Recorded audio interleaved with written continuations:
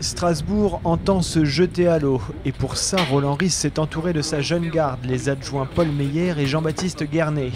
Ce matin, une balade sur un appart flottant était prévue pour la presse, afin de découvrir les projets fluviaux de la municipalité.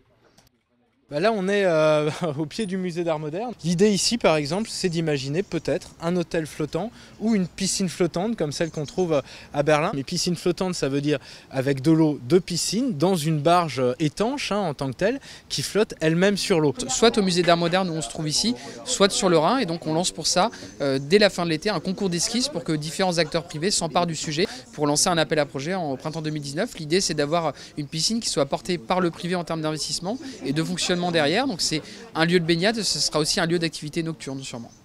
Un petit peu plus loin du côté du Herrenwasser, eh bien là on pourra imaginer des baignades urbaines, c'est-à-dire des baignades naturelles, pouvoir aller se baigner dans l'eau. Le Herrenwasser, c'est un lieu historique où on se baignait à Strasbourg jusque dans les années 50 ou 60, donc on souhaite retrouver un peu ce lieu historique.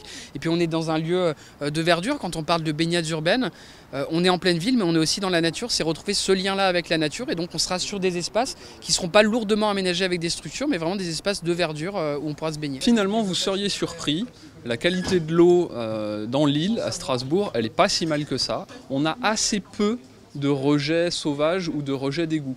Il y a encore un vrai travail à faire pour améliorer cette qualité de l'eau et c'est un travail qui va devoir se faire avec tous les territoires concernés en amont. Mais nous sommes très confiants quant à la possibilité d'améliorer encore substantiellement cette qualité de l'eau. Avant de faire le grand saut, vous pourrez profiter dès le mois de juillet de petits bateaux électriques d'une dizaine de places au départ des ponts couverts et ainsi naviguer entre amis jusqu'au Parlement européen par exemple.